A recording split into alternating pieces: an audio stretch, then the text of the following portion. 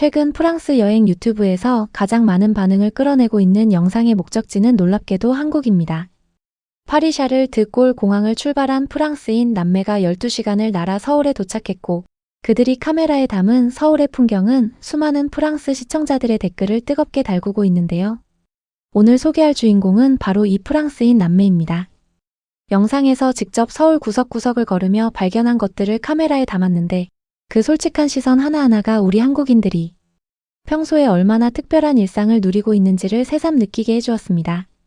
서울에 도착한 첫날, 이들이 제일 먼저 한 일은 명동 한복판에 숙소를 잡는 것이었습니다. 그리고 짐도 제대로 풀기 전에 바로 나가 앉은 자리에서 생애 처음 비빔밥을 맛봤다고 하는데요. 비빔밥 한 그릇을 받아든 남동생의 눈빛이 예사롭지 않습니다. 처음에는 어떻게 먹는 건지 몰라 젓가락으로 조심스럽게 재료를 들춰보더니 한 입 먹자마자 표정이 완전히 바뀌어 버렸습니다. 사실 비빔밥은 외국인들이 가장 처음 접하기 좋은 한식 중 하나입니다. 고추장의 매콤한 자극이 밥과 어우러지고 나물 하나하나의 식감이 살아있어서 처음 먹는 사람도 본능적으로 맛있다는 반응을 보이게 되는 구조거든요.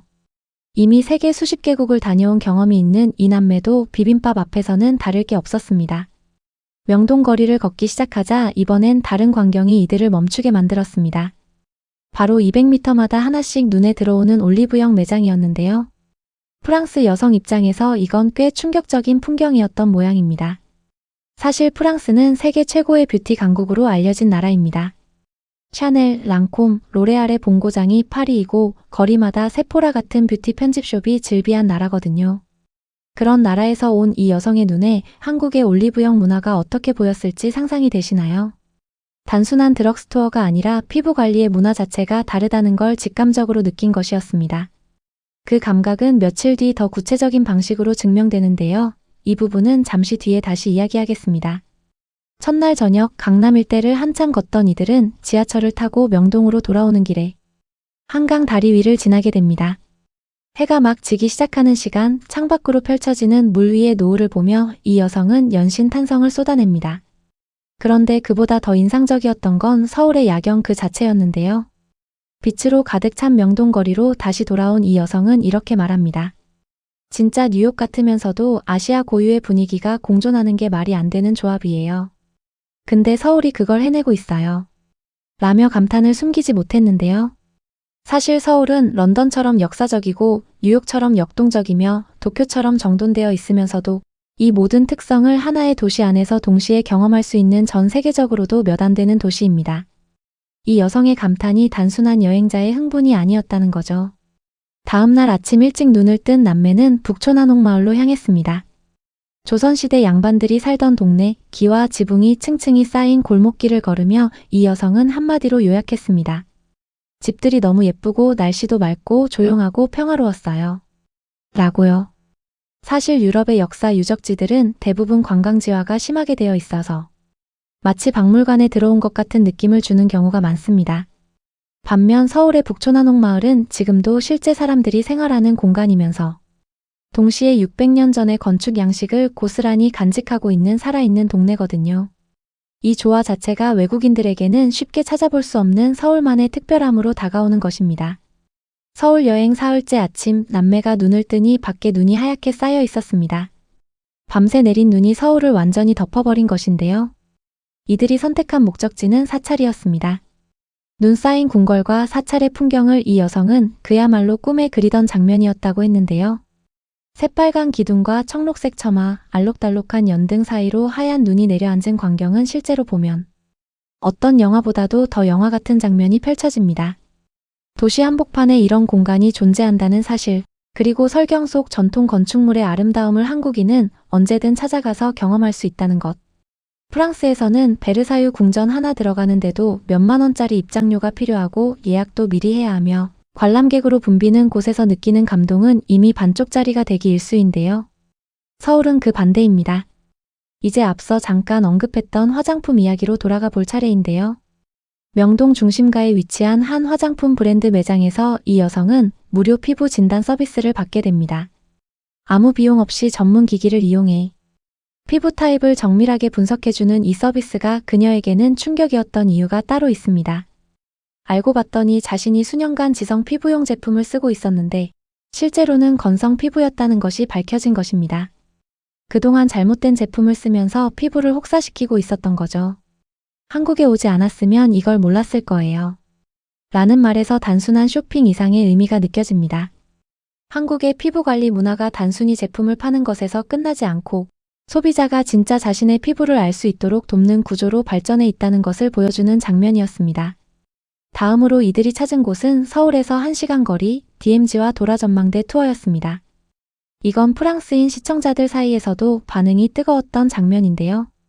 분단의 현장을 직접 눈으로 본 이들의 표정에는 단순한 관광 이상의 무게감이 담겨 있었습니다.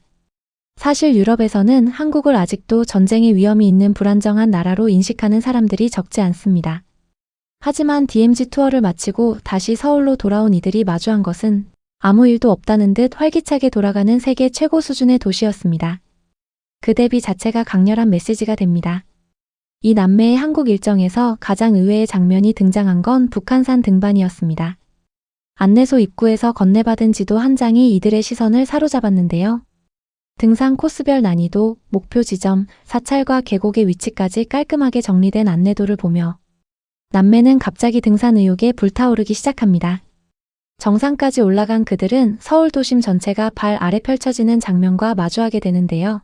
도심 한복판에서 출발해 걸어서 오를 수 있는 이 산이 얼마나 대단한 인프라인지 이들의 감탄에서 그대로 느껴졌습니다.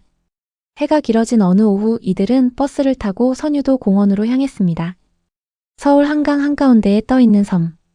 이 여성은 버스로 갈 수 있는 섬이라는 개념 자체가 굉장히 신선했다고 했는데요.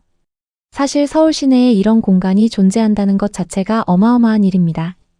강이 있고 호수가 있고 섬이 있고 롯데월드 같은 테마파크도 있는 이 도시의 구조가 외국인 눈에는 말 그대로 환상의 도시처럼 보이는 것이죠. 노을을 배경으로 한강을 바라보는 장면에서 이 여성은 더 이상 말을 보태지 않았습니다. 그냥 카메라를 켜두고 그 풍경을 오래 담았는데요. 어쩌면 그 침묵이 어떤 감탄보다도 더 진짜였던 것 같습니다. 다음 행선지인 남산타워 방문 장면에서 이 여성이 남긴 한마디는 꽤 인상적입니다. 자물쇠가 걸린 다리가 파리의 퐁데자르 다리와 경쟁이 될 것 같다. 라고요. 전 세계 연인들의 상징 같은 퐁데자르 다리와 비교했다는 것 자체가 이 공간이 프랑스인의 감성으로도 충분히 이해되고 공감되는 공간이라는 뜻입니다. 그리고 그녀는 덧붙였습니다. 케이블카를 타는 대신 걸어 올라오는 것을 권장한다고. 10유로를 아낄 수 있고 정상까지 굳이 올라가지 않아도 충분히 멋진 무료 전망 포인트가 있다고요. 이 실용적인 팁을 프랑스 시청자들에게 솔직하게 전하는 모습에서 서울이 무조건 돈을 써야만 즐길 수 있는 도시가 아니라는 것도 자연스럽게 증명됐습니다. 서울에서의 마지막 날, 이 남매는 아직 가보지 못했던 궁궐과 고궁들을 한꺼번에 돌아봤습니다. 전통 의상을 빌려 입고 궁궐을 거니는 외국인들 사이를 걸으며 이 여성은 너무 신기하고 예쁘기도 하다며 웃었는데요. 그리고 포근한 날씨에 잔디밭 위에서 쉴 수 있었습니다. 별다른 목적지 없이 잔디밭에 누워 햇살을 쬐는 것만으로도 이 도시에서의 하루가 충분히 완성된다는 걸 그들은 이미 알고 있었던 것이죠. 이게 서울의 방식입니다. 볼거리가 많아서가 아니라 아무것도 하지 않아도 편안한 도시라는 것. 그리고 그게 가장 높은 수준의 여행지가 갖춰야 할 조건이기도 합니다. 또 여성은 편의점 앞에 서서 이렇게 말합니다. 배고프거나 목마를 일이 없어요. 어디에나 있으니까. 라고요. 이 짧은 한마디에 서울이라는 도시의 핵심이 담겨 있는 것 같습니다. 불편함이 없는 도시. 24시간 어디서든 무언가를 먹을 수 있고, 어디서든 지하철이 연결되고, 어디서든 안전하게 걸을 수 있는 도시. 유럽에서는 이 모든 조건을 동시에 갖춘 도시를 찾기가 쉽지 않습니다.